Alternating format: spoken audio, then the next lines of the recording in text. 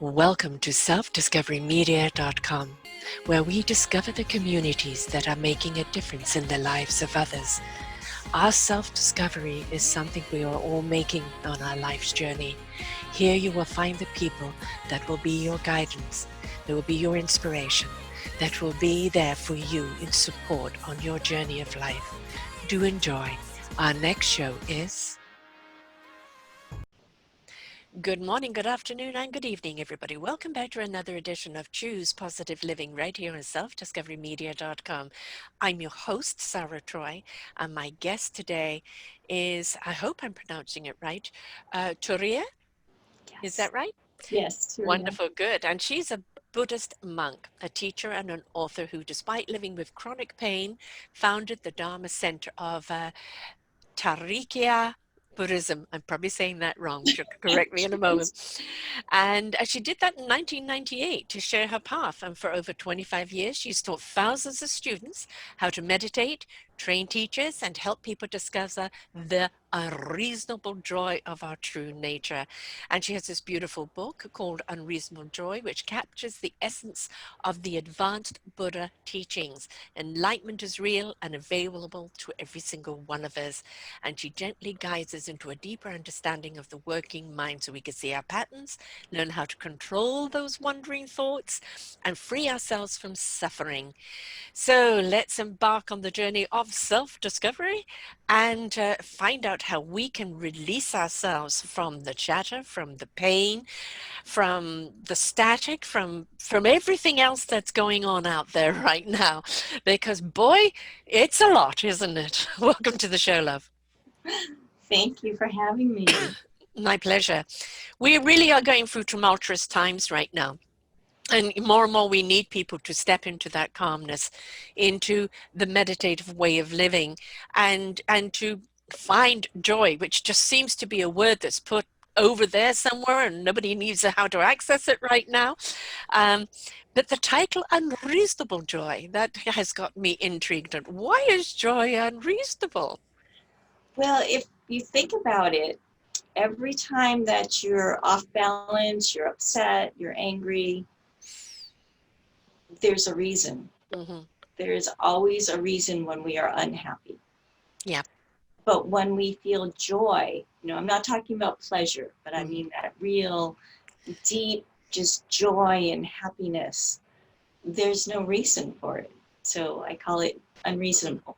Mm. It's a state of being, isn't it? It is, it's our natural state. Yeah. Mm-hmm. It And we can get joy. I think people keep looking for that crescendo joy, when really it's that beautiful simplicity of, watching birds on the trees, or the rustle of the leaves, and the gentleness of the water, and the animals at play, and there's that aha moment, isn't it? Exactly. I mean, we're always in such a rush to fulfill a story that we created in our mind. So we've literally attached our happiness to an outcome. And boy, we can yarn ourselves a story, can't we? And I think, drama. To the point of soap operas at times, I think. And I think sometimes we have to kind of take a little responsibility for the drama of our story and go, is this really relevant, or have I got caught up in something? Exactly.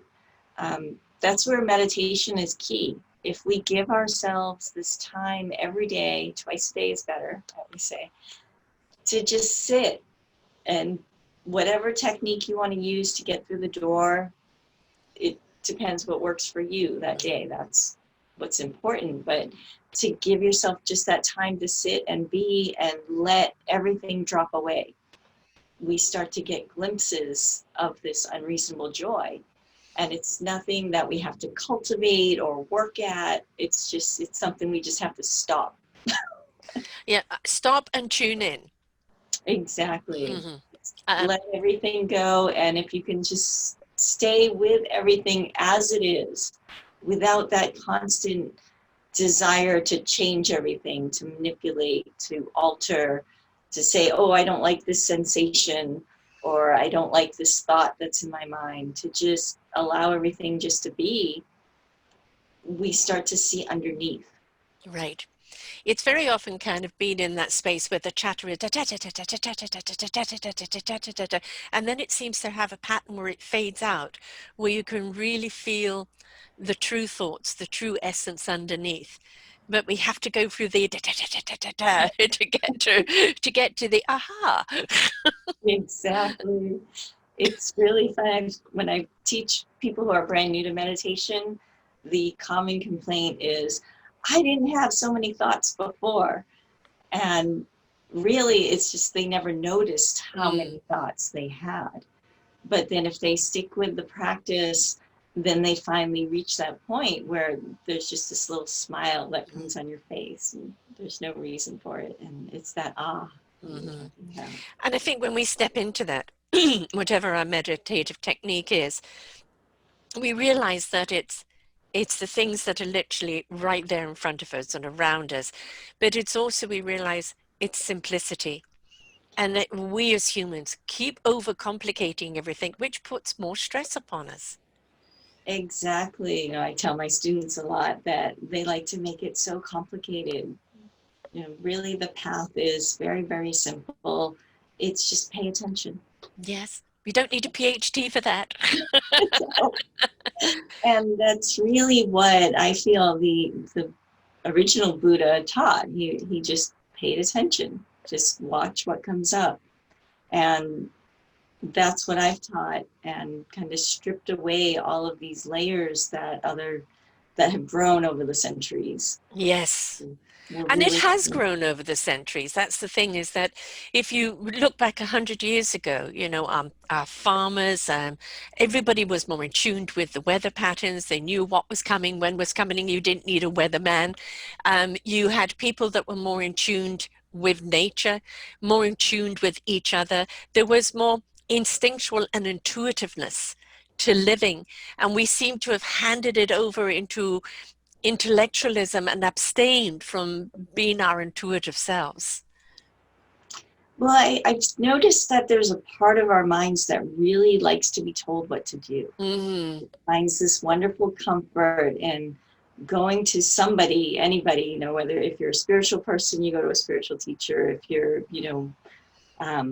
an academic, you go to a professor and you just say, tell me what to do, just tell me. Yes. And it's really a very clever trick the ego pulls, Right. because, well, if it all works out, then you get to feel great. If it all goes badly, you can blame the person. Yeah. Yeah. It's abstaining from responsibility, isn't it? Exactly. And that is, I think, a huge issue in our society, is we're not taking that personal level of responsibility for our own peace of mind. Boy, are we not. There is a tornado out there of discontent. And, I call it the hysteria factor, because people get caught up in it and it just like a siren going off, and people get so caught up they forget how to breathe, and then everything about them gets clenched up, and it's like, for goodness sake, just take a breath. Yeah. But then Take a that breath. just makes them more anxious. Yeah. Breathe. What do you mean breathe? And we are the ones that work ourselves up this way. Why are we buying into the hysteria? Well, like I said, we like to be told what to do, and then we like to fight against being told what to do at the same time. And there's that comfort in groups, and there's also the habitual patterns in our own mind. There's a comfort in knowing how our mind is going to be, or how we're going to perceive the world, even if it's miserable, because we know what to expect. It keeps us from that very primal fear that we all have. But isn't it more fearful to be in a place of discontent and disconnect, and lack of own choice and control? To be in that state of being all time, isn't that more fearful than actually saying, I am going to change this? Well, For me, it was. Mm-hmm, mm-hmm, mm-hmm. That's for sure. And I think we're finally reaching that point for millions of other people out there.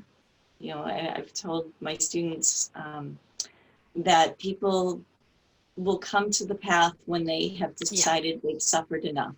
yeah, When they, whatever the catalyst is for that realization, but that's key, is we have to make that decision that, no, I've suffered enough. I'm ready to change. right. Um, I say you can take a horse to water, but you can't make it drink, but leave it there long enough and it will realize it's thirsty, right? So yes, I think that's where a lot of people are at right now, is kind of becoming aware that there is solutions out there. Some people literally closing their eyes and kind of just, where is it? Where is it? Where is it? You know, and others going, okay, all right, this is enough. I just don't want to suffer like this anymore.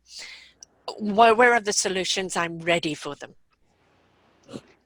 well, and that's where people who are already practicing can be of such a tremendous service. Mm, They don't have to go out and proselytize and tell everybody about their practice, but by simply holding themselves and going about their business and living a bright, happy life, the ones who have suffered enough will notice and they'll be like, wait, why are yeah. you so happy? Why are you so peaceful? And why aren't you all stressed out? Mm, And then that opens the door for them to be genuinely interested and say, oh, well, because I meditate every day. right.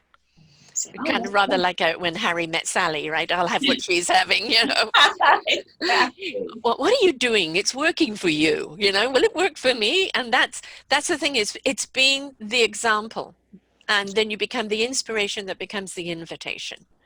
Exactly, yes. That is such, I think it's the most powerful way to teach. Mm, It's simply being that example and not trying to push anything on anyone. right. Now, you know, you talk about in your bio with pain and suffering that you went through. What was the pain that you had to face?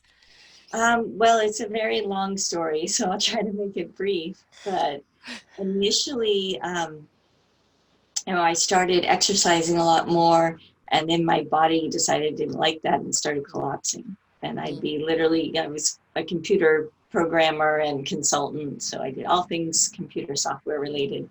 And I'd be working at my desk at home because I was able to set up my life. So I worked at home and I'd fly to New York to my client. That's my dream life.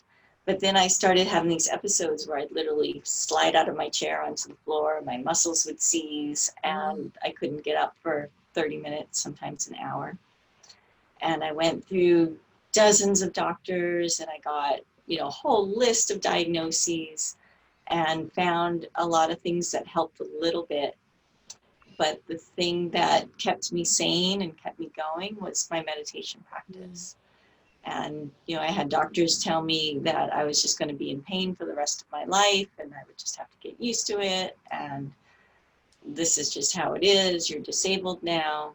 Um, and it pushed my suffering to such an intense degree, both not just physically, um, but mentally, the emotional side of losing mm, everything that I worked so hard to create. And it really allowed me to recognize firsthand that we're not these fragile bodies, mm, that we are not this storyline that we create, that we are something inexpressible and so much more. And then fast forward about 20 years, I got a smartphone that had an oximeter on it that measured your oxygen levels. mm. And I discovered when I was having some of these episodes, my oxygen levels were dropping down into the 60s. And it's not supposed to go below 90. Right. It turned out, then I went to more doctors and more tests and another couple of years. And I finally found a cardiologist who diagnosed me with a rare um, heart defect. And so he was able to fix that. I still have a lot of scarring in my muscle tissue, so I'm still, not 100%. I Mm-hmm. still have a whole list of medical issues that I deal with on a regular basis. But that was the big underlying thing that seemed to have triggered this whole cascade. So it's been a very intense journey, but it's been so powerful. One example I give in one of my previous books, Peace with Pain, is when I was having a gallstone attack. I was literally screaming for a half an hour and nobody was home. So I'm just screaming. None of my neighbors came over, but the phone rang. I made it to the phone, but I couldn't dial. I was in that much pain. And my friend just happened to call. So I was able to say, help. And she came over. And I was just screaming because I was so immersed in the pain. And she just said to me 3 words. She said, focus on your teacher. Focus on Rama. And instantly, I mean, it was just boom. I was just completely centered, calm. The pain was there, but it was no longer a crisis. And, you know, she called the ambulance. We went and did all that. And eventually I found out they misdiagnosed me at the ER because I wasn't screaming anymore. So there's a downside. Win, right? There's a downside. So a couple of days later, you know, I insisted the doctor do an ultrasound, and they found out I had gallstones. Not only gallstones, but there was like overflowing. So they did surgery almost immediately and fixed it. But that's how powerful this practice is. You know, is that it can take you from that, you know, screaming hysterically to perfectly calm and centered.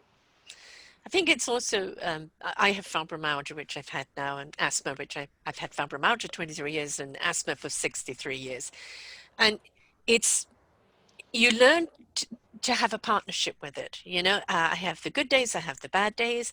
But as long as I'm in purpose and doing something that brings joy to me, right, it decreases the pain. And sometimes you get up and you can hardly move and you think, can I do this today? And then you go and do something you love doing and you're stepping into that energy. But it's having a partnership with your body and knowing your limitations. I know I can't do this and do that. And there's no point, oh, you've got to go and do it and prove something. No, you know, I can't do that, and that's that. But I'm grateful that I can still do this. And so my body and I have an agreement. And, you know, there's times it wants to flatten me and say, you've done too much. I'm going to consume your time. And other times I'm with you. And that, I think that's a balance that we need to have, because we've got to remember that this vessel that we're in, you know, does have mechanics that go wrong, right? And it's like, it's not about mind over matter. It's about understanding and honoring the body and letting it have its voice sometimes, but then also saying, it's okay, I'm here for you, calm down. Yes, exactly. Fibromyalgia is one of the ones on my list as well. So, fun, isn't it? It's so unpredictable. Yes. It's, like you said, one day you're like, oh yes, I can go for a walk today. Yes, that'll be wonderful. And then halfway through you're like, oh wait, I've got to sit down. I'm done. Yeah, exactly. Yeah. And when the body's in charge, the body is in charge. You have to listen, because it will shut down. And of course, the other thing about it too is that if you do have cancer, if you do have something else, generally people can see it. But when you have a disease that, you know, on the surface you look fine. Well, what's wrong with you? It's all in your head, you know. You just go and do this and go and do that. And it's like, this isn't respecting somebody's journey. Because some of us do actually carry a different weight around with us for whatever purpose, whatever reason. And we need to respect other people's, it's not, I won't call it baggage, because it's not something that we need to do, you know, that we can just get rid of. Otherwise we would. You know, the old bonfire in the back garden, you know. but it's also a kind of a different form of meditation that you take on when your body is under a different form of attack, isn't it? And it's and you've got to be gentle with yourself. That is so true. I mean, I've noticed on social media, there's the positivity people who just push that mind over matter, and that if you can't think yourself well, then you're not trying hard enough. Right. And I tried that, but my body, you know, I did the But ha mantra, ha you ha. know, I'm healthy and strong. I'm healthy and strong. Yeah. And I actually brainwashed myself at one point. Yeah. And, you know, and then I fell like on my face because my body collapsed. And my husband just looked at me and said, "Oh, you overdid it." And I was just stunned. I was like, "But no, I'm healthy and strong." Yeah. Yeah. And like you said, the body is in charge. And Yeah. if we um, neglect our physical reality, then we're denying a whole aspect of our being.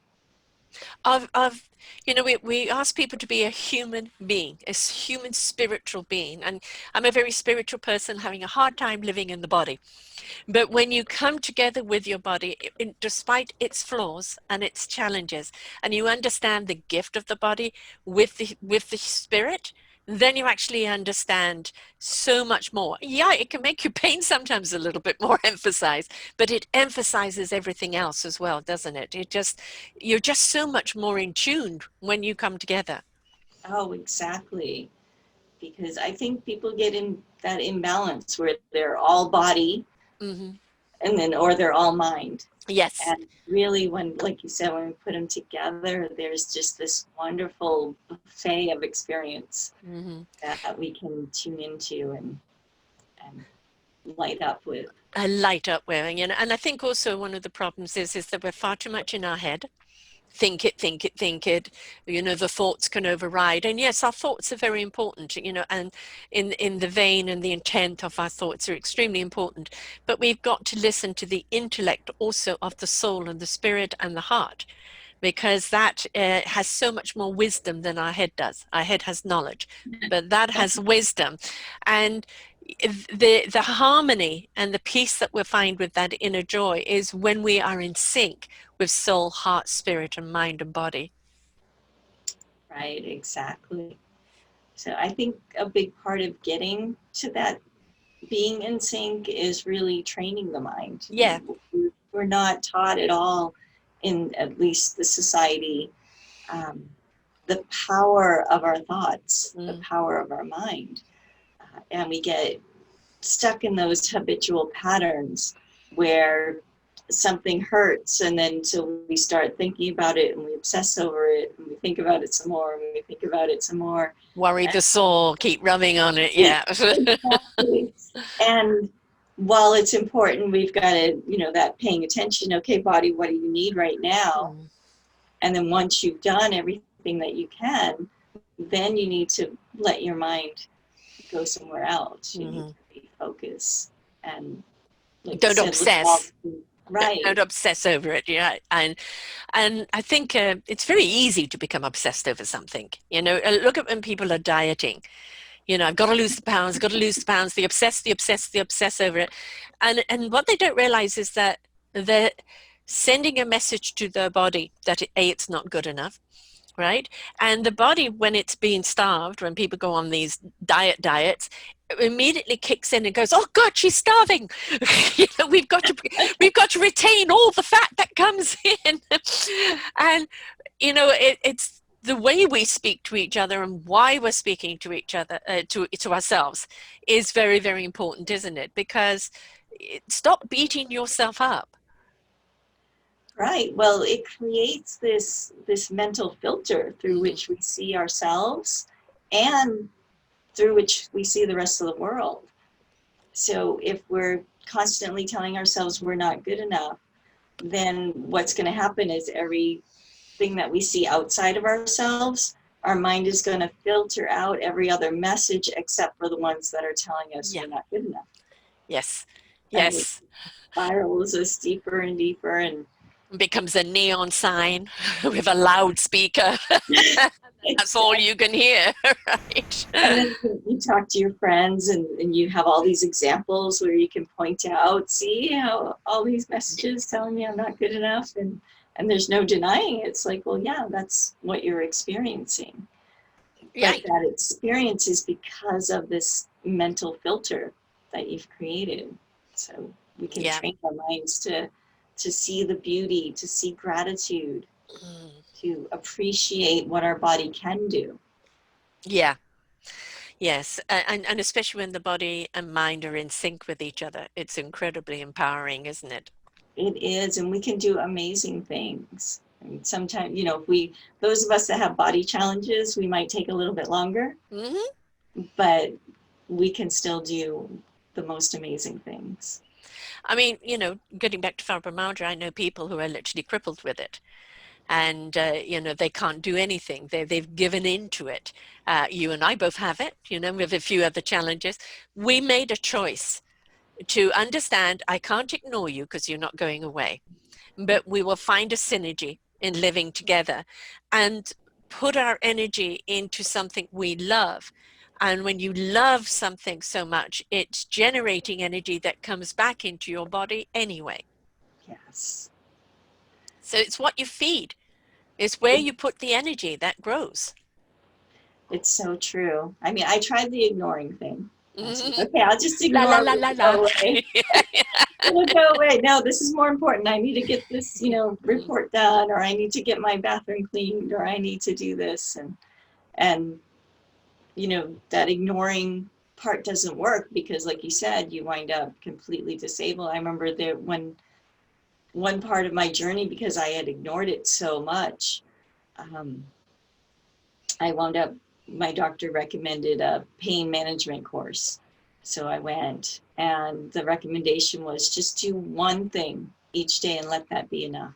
Mhm. Just one thing. So I already was meditating. That was a non-starter. Of course, Yep. even if I couldn't get out of bed, I would still meditate.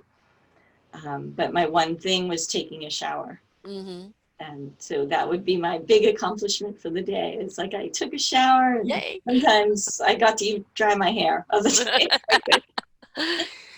But learning that doing that one thing was enough Yeah. was such a powerful lesson. And then that allowed me to build on that. It really taught me how to pace and listen to my body, and brought that mind and body more into sync. Mhm. I mean, the thing about meditation, people are going to do it in different ways. Some people, it is the cross leg, hum ha. For me, good luck getting me back up. Once I'm down there, I'm down there. I need a crane to get me back up again. It's finding what is your meditative state. For me, it's music and nature. Mm-hmm. That's really where I can go in and relax and find my center, my core. But we've each got to find what it is, how to meditate, because there isn't a one size fits all, is there? And but it's all about quietening the mind, quietening the soul and the spirit, and coming into a calm state of being. And if ever we needed that calm state of being right now, it is now. And even if you're not a part of the tornado or the hysteria that's going on, you're being affected by it. Because it's around us and you can't help but feel the static. So this meditative of finding the peace within us is something that's really important right now, isn't it? It's crucial. I Mm, mean, I don't know if our civilization will survive if we don't right. figure out how to um, make our way to the center of the storm. Yeah. Because it's in that center where we can actually see all of our different options. Some people turn to meditation and they think it's some kind of escape, Hmm. but it's not. It if anything, it amplifies our awareness. It Right. expands our awareness. It makes us notice um, everything. As I said, it brings us into that center of the storm, but that's where we have all our options. That's where we have our Yeah. power. Yeah. The Um, clarity, right? yes, You know what to do then because you know how to step into it because you're clear. You're not caught up in all that static. You're now clear of what you need to do in the now. As I said, the soul will speak to the heart, and the heart in resonance will ignite the spirit into action, and the mind will know what it needs to know when it needs to know it. And that knowingness in the now is the clarity that you need in this moment. Not the next moment, not the past moment, but this moment. exactly. I think that's what people have the hardest time with is they want the whole story laid out. They Mm, want to see it all, but it's like when you're walking on a really dark night and you have your flashlight and you can only see that little bit in front of you, you can see that, okay, I can step here. And then you take that step, and now you can step the next step and the next step. And that's how life is. Yes. But we're so addicted to our stories and our schemes and our plans, and we say, oh no, I'm going to do all these things. And we get right back into the swirling mess. Yeah. But if we let all of that go and let ourselves be still, then, like you said, we can see our next step and whatever it is that we need to do right now. And sometimes it doesn't entirely make sense. No. But there's that knowing that it just feels right. Like, oh, I need to make that phone call right now. And then that leads to a contact, that leads to another contact, that suddenly you have the job that you need. Right.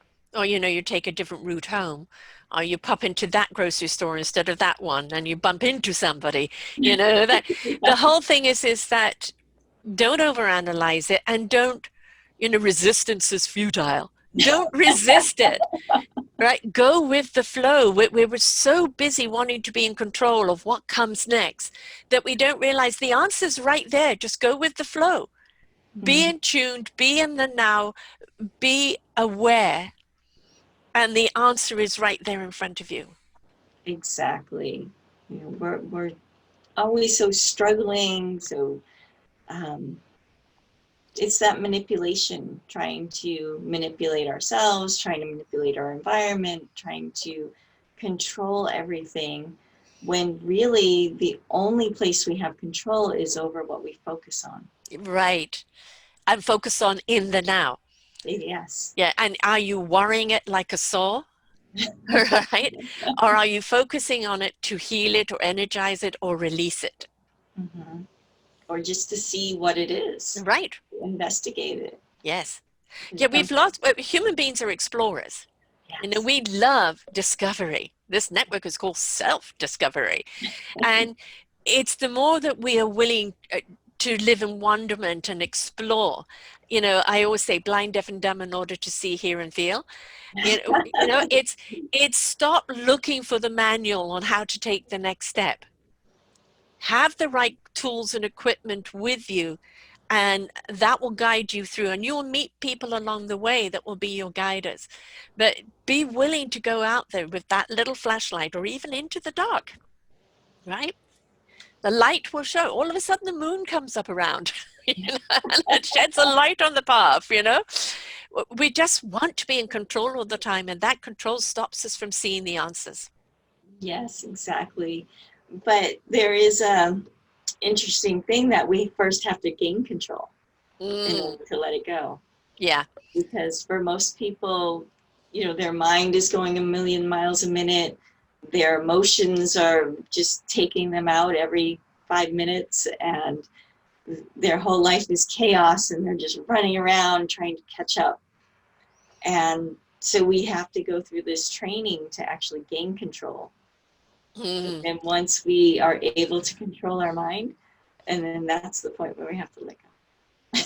The thing is, right now, you've got people out there that are just so on the roller coaster of anger and hate and violence. I mean, just, we're not, quote, in a war, but you would think we are, the way people are attacking each other. And the thing is that there is nothing you can say to those people that's going to change their minds. So what we can do is empower ourselves to be a higher energy, a higher loving energy, and be that love that bounces back to them, because they have to change their own minds. You're not going to do it, but we are responsible for elevating that energy of love that then will ricochet and, domino effect out there. So it's not trying to fix someone or change their mind into it. It's about our own elevation. That will be the answer. Exactly. And when we confront that angry energy, whether it's on social media or in the grocery store or wherever, or in our families sometimes, Yeah. It's so important. The practice that I share with my students is to be gentle. Yes. It's to be gentle first with yourself Mm-hmm. and your own reactions, because when you're knocked off balance by anger, that means, you know, there's some anger resonating in you. So then Yeah. you get angry with yourself for being angry, which is so we have to start with that gentleness, and then out of that gentleness arises compassion for your own being. And then once you have that for yourself, it's so easy. It just spills over Yeah. to everyone else. Before you like just react out of anger to somebody else, there's this wonderful compassion, this gentleness that kind of stops you and says, well, is that actually going to be of service to them? Right. That be helpful. Yeah, yeah. And you know, we've also got to remember that what we put out into the ether is what's also going to come back and be a part of it. So it is very, very easy to get caught up in everything that is wrong and react. And yes, you know, we're not asking people to abstain from taking action. We need you to take action. But the action that we need you to take is with the intent, you know, of lovingness, of kindness, of caringness, of empowering. We don't want pitchforks. There's enough of those out there. You know, we want to just see that blanket of love. And, you know, it may fall initially on deaf ears, but eventually they're going to feel that vibration around them and go, what is this? That keeps nudging at me, you know? And it can break through those that are really ready to receive it. It's so true. I mean, I've had people come up to me, you know, just family members and just people I've known who aren't part of my school. And they'll say, you know, oh, it's just when I'm around you, I just feel, you know, calmer. You Yeah, know, I feel like I can be myself. right. And Nah, that's that's, a big one, isn't it? it, I can be myself. That is such a huge statement because everybody's just looking to be enough and be themselves and not have to apologize for it. exactly. You know, so many people live in that heaviness Yeah, of just trying to pretend to be something. yeah. And a lot of times it's not even something that they really want to be. No, It's not no. that they actually aspire to be that. It's just somewhere along the line they were told or shown that this is how it is and this is how you need to be in order to fit in order to succeed, in order to be happy, which was the big lie, right? Yes, Because we're yes. already happy. Yeah. We I'm already are happy. happy. There's a new show called, I think, Brave New World, where everybody pops a pill Oh, to be wow. happy. And, you know, it's, which is beginning to backfire, right? So it doesn't matter what you take, pill, booze, chocolate, you know, whatever you do to try and make you happy. If you're not making yourself happy from the inside out, nothing on the outside will make you happy. Well, exactly. And I take it one step further that you already are happy. Yeah, you Just just don't know how to access it. yeah, exactly. You don't know how to access it. You forgot. You were brainwashed Mm, to believe that you needed something else. yeah. And that's a societal thing, isn't it? You know, more is more. You've got to be more. I've interviewed so many people that have been CEOs or own their own companies. I go, I'm working 18 hours a day. I've got a fast car and I've got a big house that I never see. You know, I've got a family that somewhere, but I don't know where they are because I'm never there. I'm just a slave to this image of success. And it's cost me everything. So it's looking at what is the enrichment of life? What really is the abundance and changing our whole perspective of it. Yeah, well, I think there's this lie that we've been sold that Mm, we have to always struggle and mm, um, push off our happiness, because yes. if we actually are happy and content, that will somehow turn into statues and not do anything. Yes. And that's not true, because if you really think about when you are genuinely happy and free, there's all this creativity that comes up. There's all of these options and opportunities to go and have fun and explore and create and be successful but in a very playful and enriching way. Joyous way. Joyous. And it rubs off. I mean, do you want to be in a room full of misery moos? Negative and unhappy. It's so draining. It just sucks the life out of you. Or do you want to be in a room with people that really do enjoy their lives, who they are, what they're doing, the impact that they're having? Which one do you want to be a part of? Well, exactly. And it's so hard to get anything done when you're miserable. Oh God, you're in molasses. You can't Uh-huh. walk through that molasses. And it's everything slows you down and weighs you down, and you physically become heavy. I mean, yes, it's like depression. Depression just pulls you under. And when you get that depression where you feel the guts being torn out of you, it's despair. And people, oh, you just need to snap out of it, you need to just do this. No, we need to get to, why is that depression there? Where is the disconnect? And you need to, sometimes it is a chemical imbalance, as I'm sure with fibromyalgia, that depression chemical is there. But the understanding of why the depression there is very often because we are so disconnected from ourselves, from joy, from purpose, from permission to be happy, to live in heart, to live in joy. And excuse me, you need permission for that? No, you don't need permission to love yourself. You don't need permission to be happy. You don't need permission to be explorers of joy, to be givers and sharers. You don't need any permission of that. In fact, this is what you're here for. And it's so powerful. Yeah. We're taught at some point that being happy and joyful and free is somehow a weakness. Or fake news. Yeah. Oh, nobody can be that happy.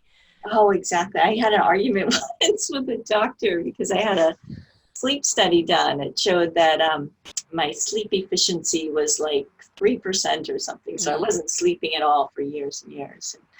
And he's like, well, you say you're not depressed and you're not sleeping. So to me, that there has to be a lie there, because either, I have the proof that you're not sleeping, so you must be depressed. And so I looked at him and said, well, to me, my body is more of a vehicle. So ask me, I want to ask you, when you take your car to the mechanic because it's broken, do you get depressed? Mm-hmm. Do you just get completely miserable? Yeah. And he, it clicked in his head. He's like, oh, I see what you mean. Yeah. That's a very good point. That's again attaching yourself to what's wrong with you instead of looking at this as just a mechanical issue. Exactly. And it can be a pain in the butt sometimes, but it's not going to take my joy. No, it doesn't have to, because your joy is unreasonable. Yes, it is. It's just there if you pay attention, if you allow yourself to not identify with all these stories, with all these attachments that we have. If we can let go of all those identifications and just really look at what is. Yeah. This joy just bubbles up. It doesn't make any sense. I remember there's like a sense of almost guilt sometimes when you feel really happy, even though because society tells you, no, your body doesn't work, so you're supposed to be miserable. Right, yes. Yeah, how could you be happy in pain? Yeah. Yeah. And then, I just decided, well, I'm happy, so yeah, I'm just going to be happy. Right, exactly. But that comes most certainly from stepping into that purpose, so doing something that is meaningful, that it is of service to others, because that brings about a joy. But, if we want to know what pure joy is, watch children play. Watch animals play with each other.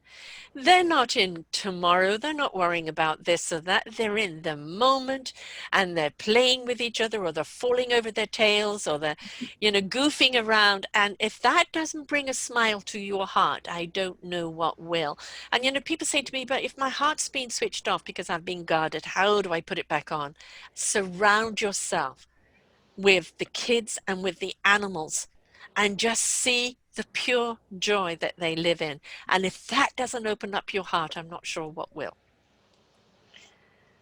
Well, sometimes we just have to sit through the pain. Yeah. And I think that's why some people, why we have to suffer enough. We have to make that decision, circling that round. That's enough now. Enough now. Yeah. And so we have to be willing to actually sit with that pain that we're feeling. Yeah. And, I've had people come to me after they sit with me and learn how to meditate and still their thoughts. And they'll come back for another session. They'll say, every time I meditate, I start crying. I get to my heart and I just start crying. And I'm not crying over anything. I'm just crying. And I try to tell them that's good, because you're finally letting go. Yes, releasing all that pain and releasing. And I say, just keep going, keep paying attention and keep going. But you've got to go through it. You can't go under it, over it, around it. You can't pay someone else to do it for you. There's no Amazon delivery. You've got to go through it. And the more you're willing to go through it and experience it, the faster you'll get to the other side. Yes. That's where the joy is, by the way. Well, the joy is right here. It's even, I had an interesting experience. I was going through just really intense depressions, but back before I had official, they told me I had fibromyalgia, and they kept adding more diagnoses, and I had symptoms that weren't explained by that. And so I went through these intense depressions, and I caught myself in the mirror crying. And I just decided to apply my practice in that moment and just sat with this being in the mirror crying, looking into my own eyes, seeing the tears falling. And as I sat there, it took, it wasn't instant, it took a little while, but eventually I saw that there was joy. There was this peace. I mean, joy isn't even the right word. There was just this incredible peace. It was like God looking back at God. Right. Even though, yes, on one very human level, I was very depressed because my body's failing and I don't know what's wrong with it, and the doctors aren't giving me answers. Nobody's telling me what to do. Yes. And so even in the middle of being depressed, even in the middle of screaming in pain, there is joy, there's peace. And it's not something you can wrap your mind around, really, until you experience it.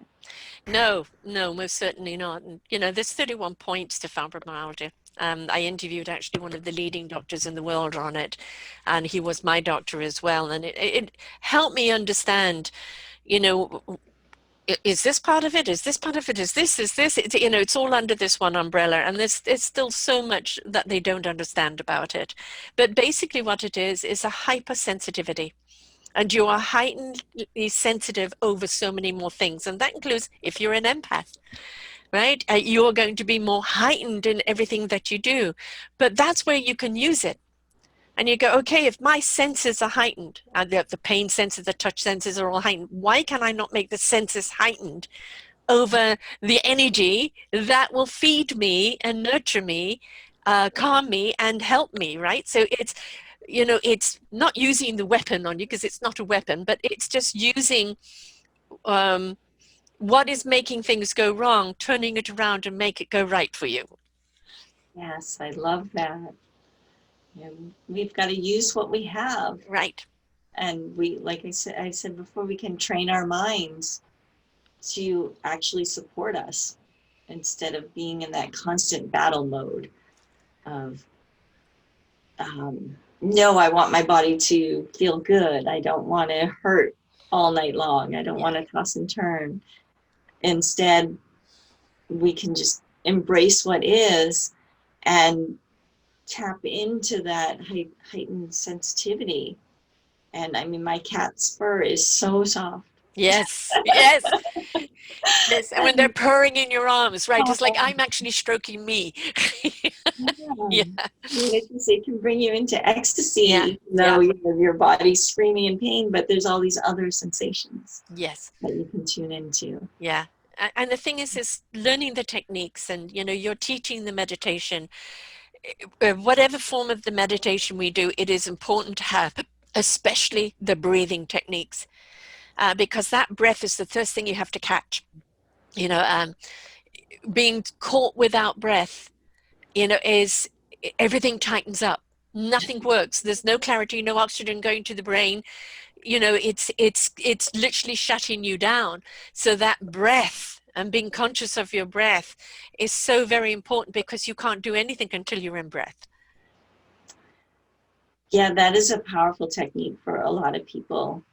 I take a lot of different approaches. It's always depends on what the person in front of me needs. There's So share one. some of your approaches. Share some of your techniques.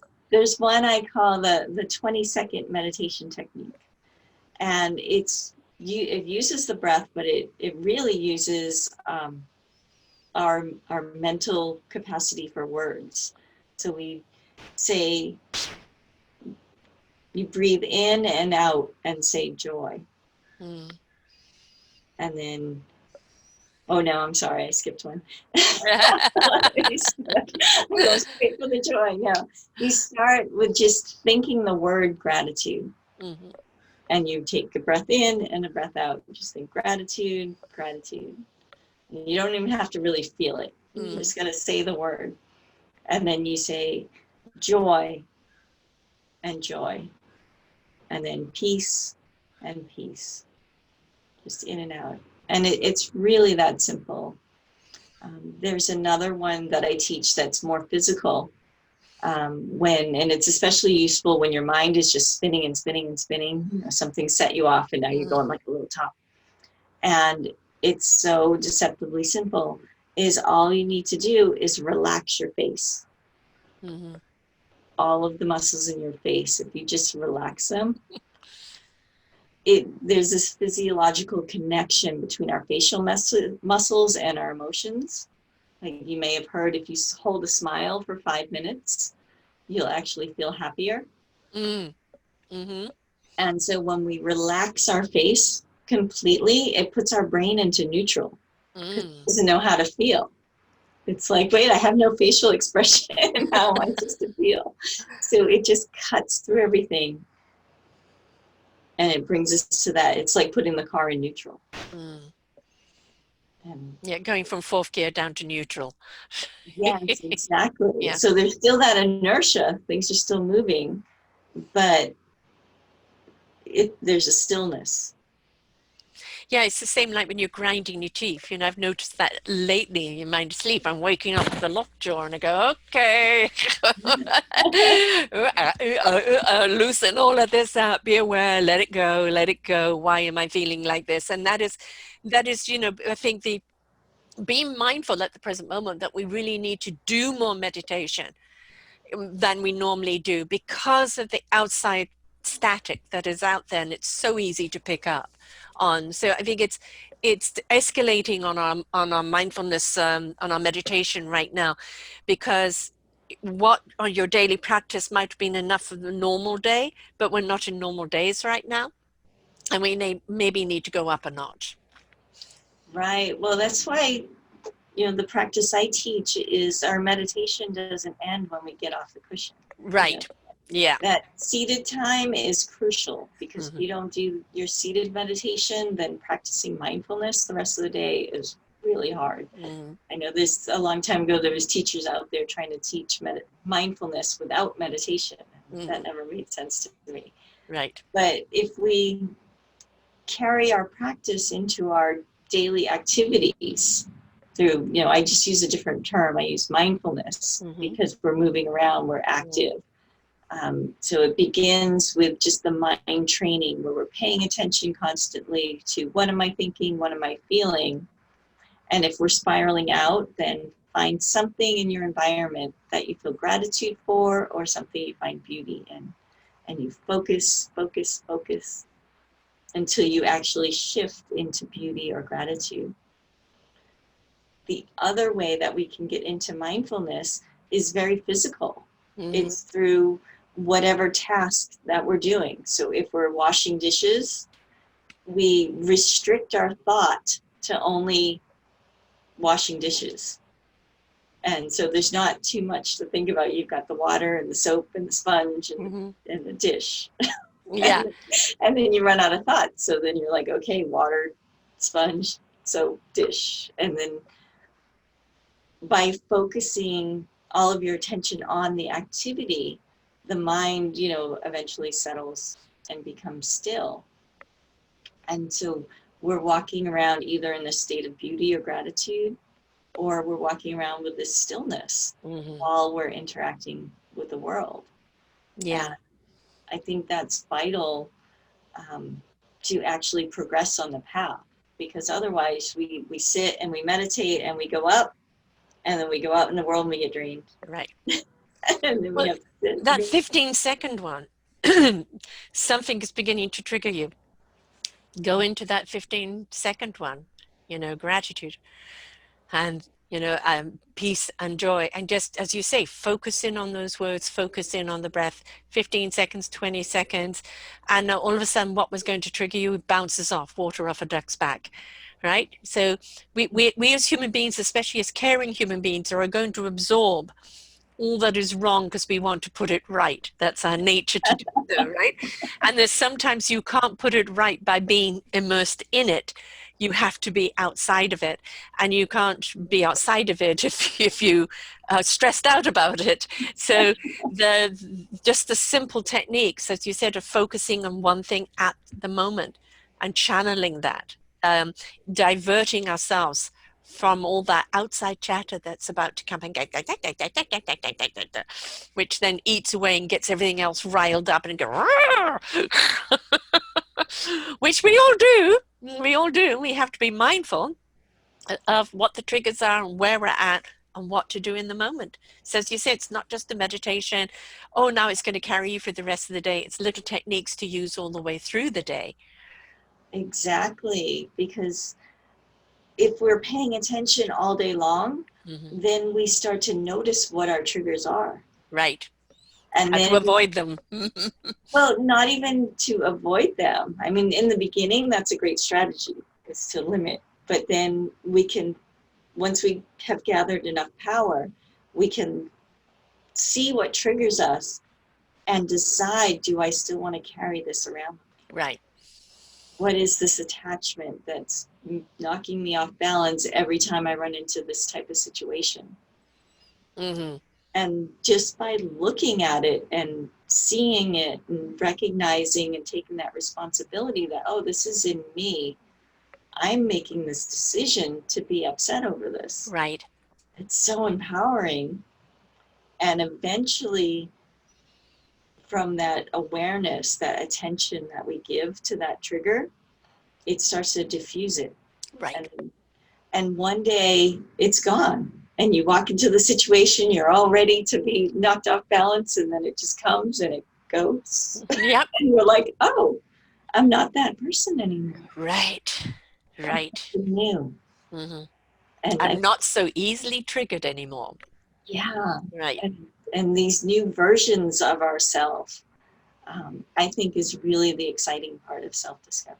Yes. But it's also not just for ourselves. As I said, it's if you are in that state of being, that is the aura you're putting out. That is the vibration. And as you said, people are drawn to you, going, just wanting to be around you for your energy. And, what do you do? It's not necessarily what we do, it's who we are. Yeah. Right? The energy of who we are. And that the verbalization of who we are transcends us. And you don't need to clarify. You just feel better in our presence. And that's because we are in a peaceful aura, peaceful energy. But it doesn't mean that, we are kumbaya and all is well with the world. We know the battles of every day. We've just learnt the techniques and how to deal with them, and being mindful of the little things through the day, the little triggers and the little techniques that you can use, so that you don't want to waste your day. You want to use your energy where you want to use it. So if you find yourself being off kilter, put yourself back in, center again, right? All it takes is a moment or two. It's no big deal. They can do it anywhere, anytime. Yes. That's such an important point to remember, because we turn our practice into a big story and Yeah, say, oh, well, I don't have the right incense, I can't meditate, or I yeah, don't have my cushion, or I yeah, don't have perfect quiet, my neighbor is screaming. Um, so we set up all these artificial obstacles when really all we have to do is stop and tune in, and that's how we change the world. right. Yep. Is just Change ourselves, which reflects out into the world. Yeah. Now, is this what the book is about? So yes, the book is about um, this practice of Trikaya Buddhism that I have developed with my students. I've kind of watched and played with all these different practices, many that I learned from my teacher and then from other teachers, and really examining what works in the world. Mm, Because we're not, well, at least I'm not interested in running off to a cave and right. not interacting, because eventually you got to come out of the cave. Right. Right? Yes. So we're going to do the hard part first, Yeah. and how to live and work in this world in this very high state. So this book takes you through this practice of Trikaya Buddhism, which isn't a straight line. We like to think Yeah, I that know. Linear. Yeah. that practice is, we're going to go straight up the mountain, and really it's a circle. Yeah. Where we come around and we learn things on one level, and then we come back to the beginning and we learn things on another level, and we just keep going around, and this constant practice of refinement as our awareness continues to grow and grow and grow. Yeah. Awareness. It's a big word. Choosing to live more positively is not just a choice mentally, but physically, emotionally, and actionally. And we have got to be aware. We forget each day that we're breathing. It's just we're breathing. We take it for granted. Our lungs are there for us. Our legs are working. Our this is this. Our that is that, and everything. It's just doing automatic. But if we become aware of everything that we're doing and become more in tune with it, and become more grateful for what is working, we will also actually know when things aren't working and how to help them. But I think we just learn to live in appreciation more, even for our broken body. It's here for a reason. Do I know the reason? I may intellectually know the reason, but do I really know it? No, it's just here. And that's the way it is. It's what I've been given, and it's for me to make the best of it, use it in the best way that I can. And you look at athletes, or you look at people that have lost limbs, that are on fake legs, winning Olympic medals, dancing with the stars. The guy that was deaf didn't hear music. He literally reacted to the dancer and tuned into her emotionally to go on and win. We're the ones that limit ourselves. Exactly. And with the Unreasonable Joy book, I want to point out that it's for wherever you are on the path. Mm-hmm. So whether you're brand new, you've never meditated before, there's lessons in there for you. If you've been on the path for 20, 30, 40 years, there's teachings in there for you. Mm-hmm. And it's, for me, a big part of the path is getting away from that tendency to try and figure out why. Right. Because you never really get an No. answer, do you? No. You get It one. just is. Yeah, you get one that satisfies your ego for a while, but then Yeah. something comes along and disproves it, and then sends you into a tizzy.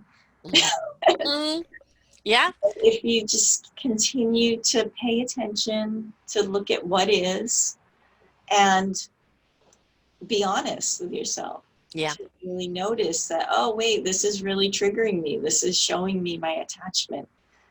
And then, do I want to keep carrying this attachment with me? Maybe I'm ready to put that one down and keep. Being aware of how heavy that attachment is. How many people walk through life, slug, slug, slug, to realize they're carrying this huge, heavy emotional weight of memories, discontent, bitterness, and everything else. Forgive yourself, forgive everyone else, drop it off, you know, and walk forward and go, boy, don't you feel lighter? Doesn't this feel good? You've got wings now. To realize that you don't have to be right. Yes, right. Mm, That yeah, do you want to be right or do you want to be free? right. Exactly. And what is freedom? Freedom is being joyous in the now, right? Yes.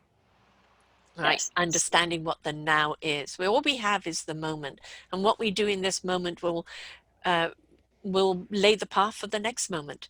So you want to know, I want to be over there by then and over there by then. Well, what are you doing now that's paving this path for your eventual destination? And you'll probably find that you won't reach that destination because you were meant to be over here all the time. So Yeah, let go of the control, right? exactly. I mean, do the work, gain control of your mind when it's spinning out, Yeah. but then let go of that craving to always try and manipulate and scheming and manufacturing these stories. Conning yourself. Exactly. Oh, Deluding. the amount of energy that we Oh, spend trying to con ourselves. And if we just let that go, we have so much more power, so much more energy, and that unreasonable joy is just there for us, and it shows us, it gives us that clarity yeah. to You, say, and well, you said earlier that, talking to yourself in the mirror, and I really think that's a good place to have a heart to heart, because it's very hard to pull the wool over your own eyes when you're looking into your eyes, right? And it's, oh, you really believe that? So I think mirror talk is a really good place to have a conversation. yeah, it's it's so vital for us all to be very honest with ourselves. Yeah. If we're looking for truth, then we've got to start with ourselves. Yeah. And understanding that your truth and my truth may have similarities, but there are truth to ourselves Yeah. in, and how we see things. And it's not about the ego. It's also not about you proving anything to anyone, verifying or validating. You just simply are. And people will feel you before they hear you or see you. And you want that feeling to be one that is welcoming, that is inviting. Yes, exactly. Because once you try to put truth into words, it's no longer truth. It's your version of Yes, truth. yeah, exactly, exactly. So, I'm always saying to people, please feel your knowledge rather than think it, because then you understand what the thoughts are if you felt it first.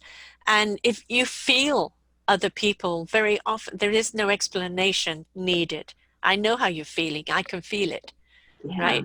And they don't need to go, oh, no, I'm feeling like this today. That's fine. I can feel it. It's okay. You're a little low on energy today. Here's some love. And sometimes that's all people need, right? Just to know you care, and here's some love, here's some loving energy, right? Which is that open acceptance Mm. of just saying, yes, that's how you are. And it's perfect. The example with my father is my son was always, every time I saw him, trying to fix me, you need to do this, mommy, and you need to do that, mom. And I just grabbed his hands one day and I said, darling, every time you tell me that, you're telling me I'm broken. Yeah. How about you just be there for me with a loving hug? Oh, that's all I have to do? I say, yes. Just simply love me for being me and give me a hug. That's all I need. And it took the burden of him feeling he had to fix me and just to see me not of the problems that I carry, but the person that I really am, and just hug me anyway. So sometimes we have to give people permission, right? Yes, and what a relief. Mm-hmm. It's like, oh, I don't have to be the fixer. And Yes. I have to be the fixed. Yes. I don't have to, you don't have to see me as broken. Obstacles? Yes. Challenges? Yes. Who hasn't got them? Right? Exactly. And it's how we walk with our challenges. That's all.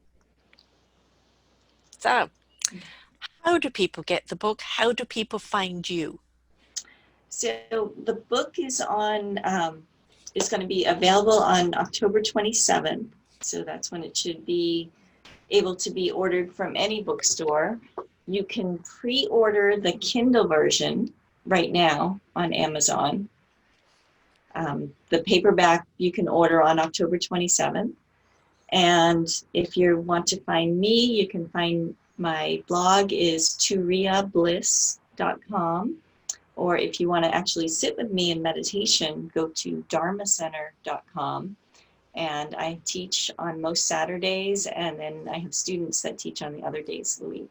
So all of our classes are online right now because of the Yeah. virus. So Yeah. we've actually become more accessible to a lot more people. So Right. I hope you can come And sit. people who think, well, it's not the same. No, it's nice to be in the same room as someone. Yes, but energy is energy, and it will go through any means it can, and you can just as much feel the energy of someone this medium than you can in any other. So, Exactly. I think this is just an evolution of our communication.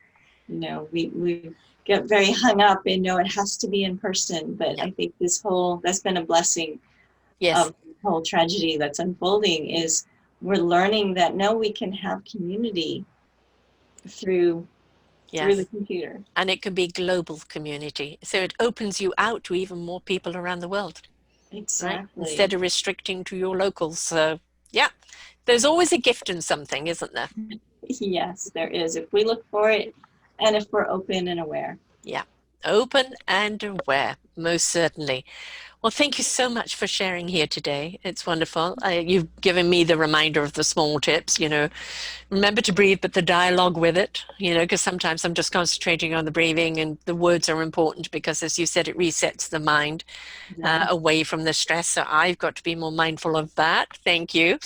And, all the techniques that you have, obviously you've got some more intense ones, but for people who are wanting to start off, the step by step, the smaller ones, just to apply and practice and get your book, because obviously in your book, you've got all these wonderful practices and we're all looking for help. And it's okay to say, you know what, I need help. This is a good idea. I'm going to get the book. I'm going to start trying these small practices. And, I'm ready to meet her and go through these classes, right? So nobody's wanting you to dive in head first, so, in the deep end. If you just feel that you need to paddle your toes and do bit by bit, that's okay. Everything's okay as long as you decided to choose positive living and move forward. Yes. All right. Thank you so much for having me. Oh, my pleasure, my pleasure. Definite delight. So everybody remember this.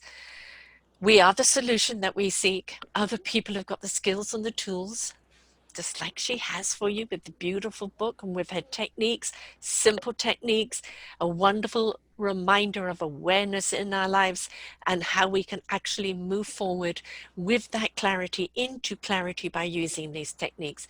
The answers are always there when you are ready to receive. So until next time, folks, bye for now. We hope you enjoyed the show. We look forward to bringing you more shows.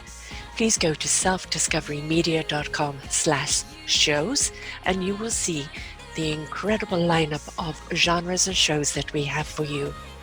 We are here to make a difference in your life. Thank you for listening.